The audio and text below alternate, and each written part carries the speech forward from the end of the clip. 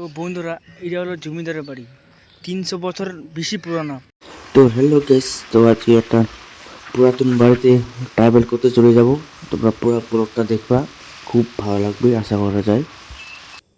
বাহিনপুর জমিদারের বাড়ি, অসাধারণ দৃশ্য গাইস।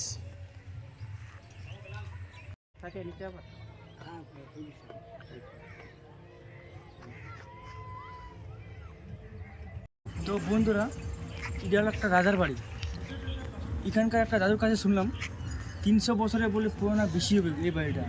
তাহলে ভাবুন বন্ধুরা, এত বড় একটা পুরাতন বাড়ি, অনেক দিনের পুরোনো, এখনও অনেকটা টনটন আছে। ভাবতে অবাক লাগে আগেরকার মিস্ত্রিগুলো তো কীভাবে তারা বানাইছিল এই বিল্ডিংটা। তো বন্ধুরা, এটা হলো জমিদারের বাড়ি, 300 বছর বেশি পুরানো বাড়িটা। তাহলে ভাবুন আগের যুগের মানুষরা কীভাবে তাহলে তৈরি করেছিল এই জিনিসটা।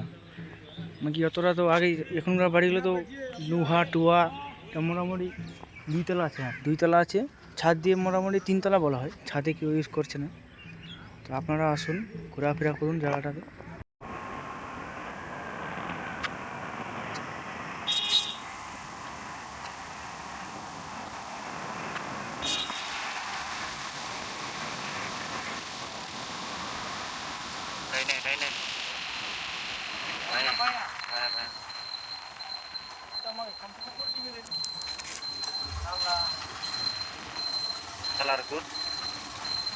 সালার কেমন